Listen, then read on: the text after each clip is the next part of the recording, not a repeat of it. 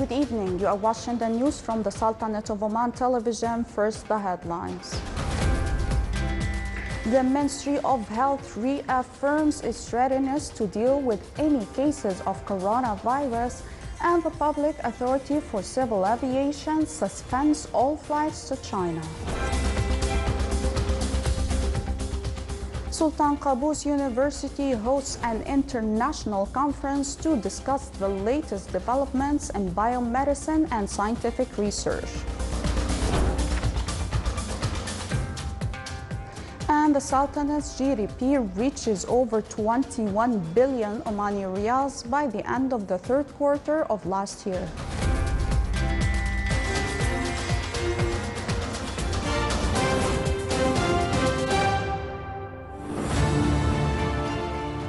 أقسم بالله العظيم أن أحترم النظام الأساسي للدولة والقوانين، وأن أرعى مصالح المواطنين وحرياتهم رعاية كاملة، وأن أحافظ على استقلال الوطن وسلامة أراضيه.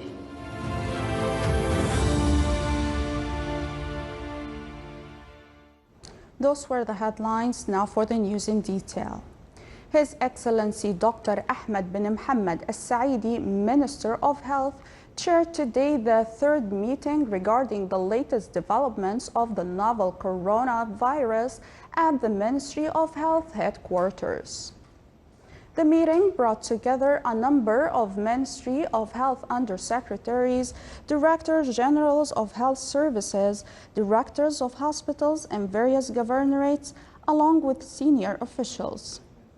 The meeting addressed the measures taken to combat the novel coronavirus and reviewed the global situation of this disease, where the World Health Organization classified this disease as public health emergency of international concern. There has not been any case of the novel coronavirus in the Sultanate of Oman as yet. The Ministry of Health and its partners are well prepared to deal with any event related to this virus. Unfortunately, the virus is spreading very fast across the globe. The death rate, fortunately, is less than what was in SARS and the other coronavirus which the world faced previously. Please follow the instruction given by the Ministry of Health and other health authorities. Rumors, unfortunately, are spreading everywhere. If in doubt, contact our call center. We have several numbers also which will be in the newspapers to give the accurate information. As yet, there is no vaccine and no medication for this virus, but the majority of the cases are mild. And I have to repeat again, there has not been a single case registered in the Sultanate of Oman as yet. Our partners, and that's airports and other ports of entries, ports and other ports of entries are ready, and there are procedures which will be followed with everybody who is coming to the Sultanate of Oman. The Public Authority for Civil Aviation announced suspension of all flights between the Sultanate and China.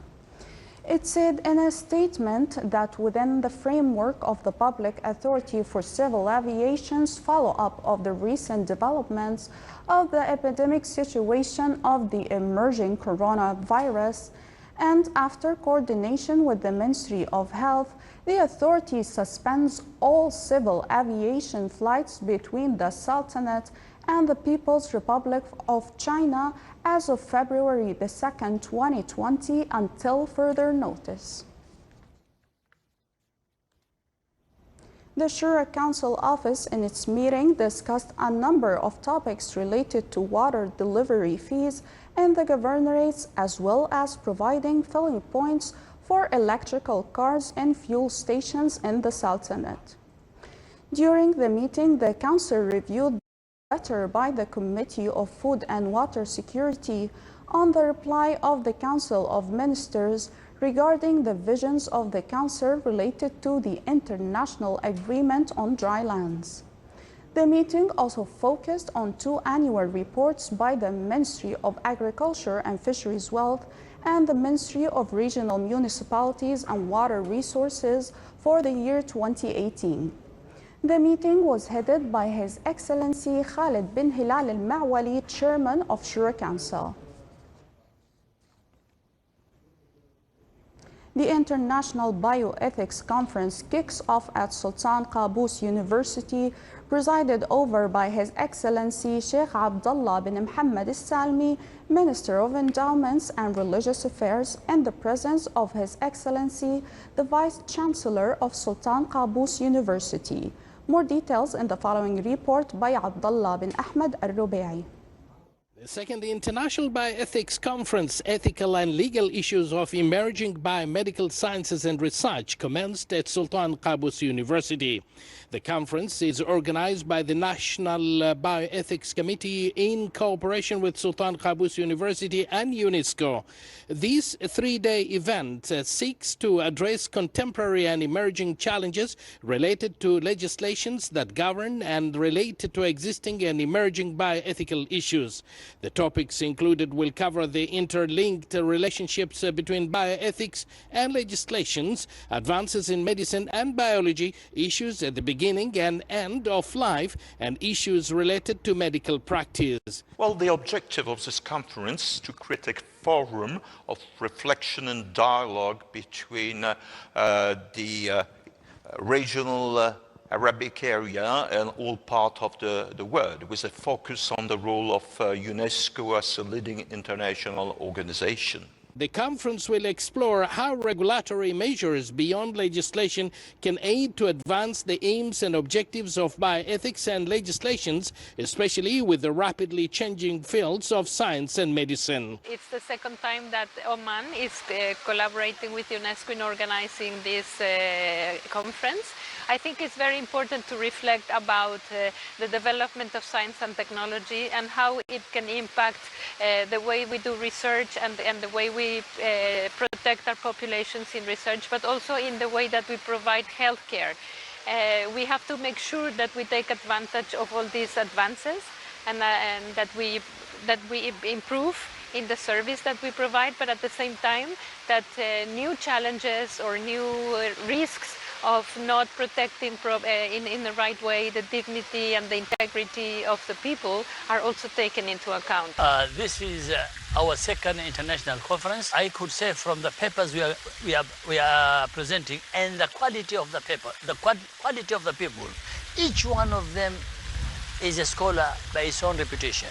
Speaking at the opening ceremony, His Excellency Dr. Ali bin Saud Al Bimani, the Vice Chancellor of Sultan Qaboos University and Chairman of National Bioethics Committee, said that the committee seeks to formulate a clear path to deal with ethically contentious medical issues in the spirit of the tolerance of Sharia and the developments of modern science. During the conference, Dr. Muhammad Ali Al-Bar, Director of Medical Ethics Center, International Medical Center, Jeddah, Kingdom of Saudi Arabia, was honored for his service and scientific contributions in the field of bioethics along with other colleagues. The award was handed over to them by His Excellency, the Minister of Endowments and Religious Affairs. Abdullah bin Ahmed al-Rubai, Sultanate of Oman Television, Sultan Qaboos University, Muscat.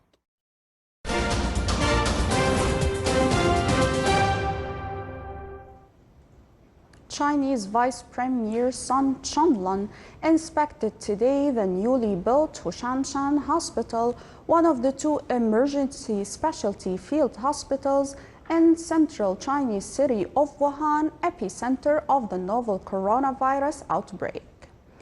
With 1,000 beds, the hospital is the first in China built specially for those infected with the new virus.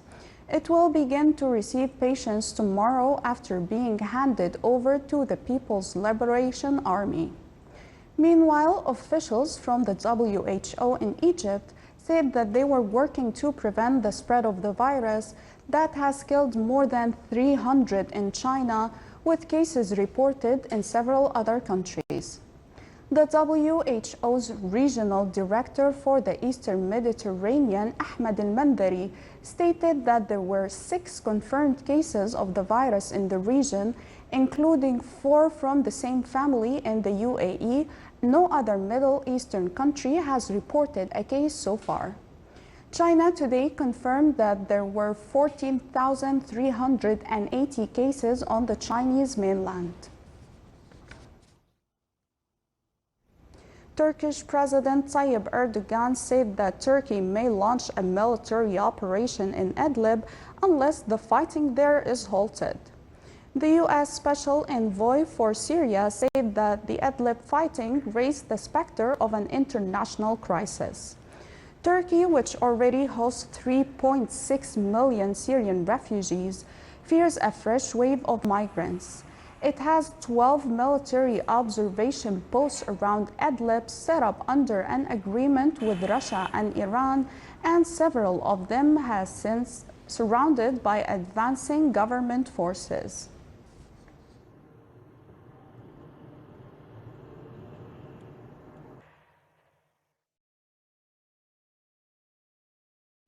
Fires continued to burn across Australia today as dozens of homes were destroyed in New South Wales near the Australian Capital Territory. The danger from the biggest blaze that had hit Australia had eased, but the extent of the damage was only just being realized.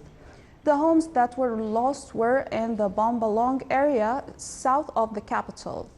During the night, there was more than 60 fires still burning across New South Wales, including one in the Blue Mountains, which has been burning for several weeks. Australia's devastating and prolonged bushfire season has killed 33 people and an estimated 1 billion native animals since September. About 2,500 homes have been destroyed, and more than 2.8 million acres of tender dry bushlands have been razed. فيا أبناء عمان الطاهرة في كل مكان، يا جنودها البواسل في كل ميدان، استعدوا بارك الله فيكم لمواصلة المسيرة بكل عزم وإصرار وقوة ومضاء، فعمان بحاجة إلى المزيد من البذل والعطاء والتضحية والفداء والعمل الجاد المثمر البناء. Water sector was among the main sectors that received attention by His Majesty the late Sultan Qaboos bin Said during the development of the country's infrastructure. The first water desalination plant was built in mid-1970s, and later on many water desalination plants were constructed. Over the years, desalinated water production reached over 380 million cubic meters. The water pipeline networks and pumping stations were constructed, also taking into account future spatial and population needs. His Majesty Sultan Qaboos promised to work in order to make Omanis live happily in 1970 was fulfilled, starting from issuing royal directives to establish the Ministry of Water to provide water services to cities, rural villages, and industrial estates. Water service coverage grew exponentially over the years from 38% in 2007, serving more than 169,000 subscribers, to covering more than 67% by the end of 2019, serving over 600,000 subscribers. To achieve water security, the Public Authority for Water adopted a strategic plan to construct desalination plants in most governorates of Oman. This includes the new Ghubra water desalination plant in the governorate of Muscat and Sohar water desalination plant in the governorate of North al-Batina. The Public Authority for Water is working relentlessly to achieve its target to cover 98% of land schemes in Oman by 2040.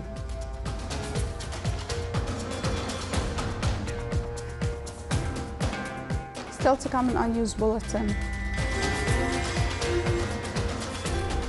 An archaeological mosque in the wilaya of Nazwa is an active scientific and cultural edifice.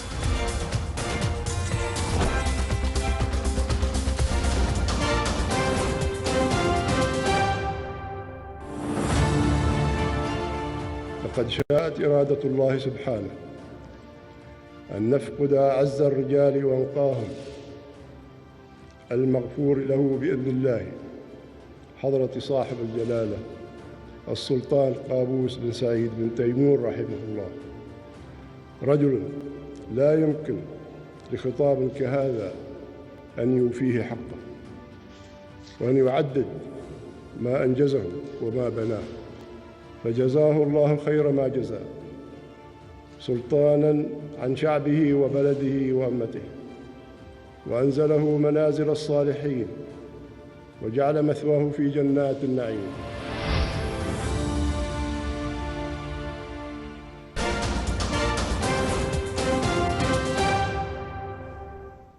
Welcome back to the news from the Sultanate of Oman television.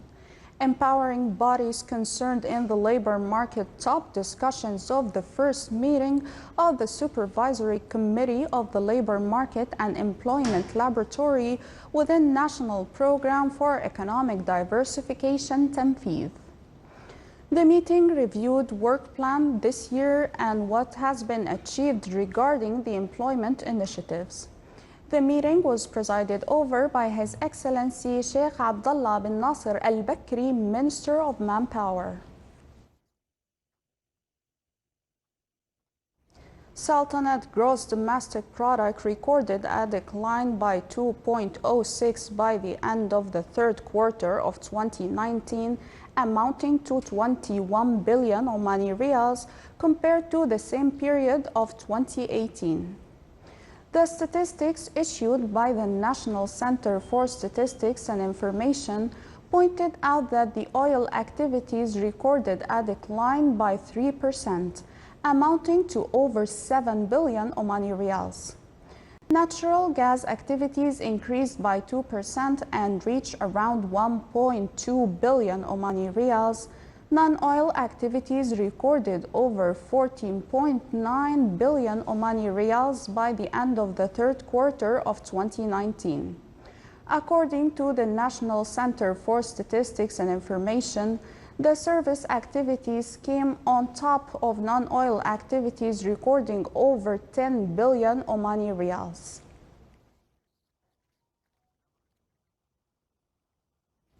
The archaeological Grand Mosque of Sal in the Wilaya of Nazwa is a historic monument and a religious, scientific and cultural edifice that is still active. More details in the following report by Saleh bin Khalfan Al-Rahbi. The Grand Mosque of Saal in the Wilaya of Nizwa is one of the oldest mosques in Oman, despite the fact that it was built in the 8th year after Hijrah. The calling to prayer in this mosque is still present to this day, and to keep its remarkable architectural and archaeological style, this mosque went through several renovations. The most recent one took place during the reign of His Majesty Sultan Qaboos bin Said, may his soul rest in peace. This Grand Mosque is still active, built in the 8th Hijri year, which means it is 1433 years old now. This archaeological mosque is still an Islamic and Arabic platform where teaching sessions are carried out. The Grand Mosque of Saal has a spacious prayer hall. The entire wall within which the mihrab is set is richly adorned. The mihrab is decorated with Quranic inscriptions in Kufic calligraphy, forming a beautiful masterpiece that reveals the creativity of the Omanis in architectural design and decoration. The mihrab that is behind me now was built in the year 650 after Hijrah by the scholar Ahmed bin Ibrahim bin Muhammad As-Su'ali, whose name is still written in the mihrab. The Grand Mosque of Saal is renowned for this circular tower, which gives the building a rich architectural splendor. The mosque is also surrounded by ancient lanes and palm groves, enabling this monument play its historic, religious and cultural roles over the years. صالح بن خلفان الرحبي, ولاية of Nizwa, الداخلية, Governorate. This is the Sultanate of Oman television. Before we enter tonight's news bulletin, here are the main points once again. The Ministry of Health reaffirms its readiness to deal with any cases of coronavirus, and the Public Authority for Civil Aviation suspends all flights to China. Sultan Qaboos University hosts an international conference to discuss the latest developments in biomedicine and scientific research. And the Sultanate's GDP reaches over 21 billion Omani riyals by the end of the third quarter of last year. With that, we come to the end of tonight's news bulletin. From all of us here at the newsroom and the studios, good night.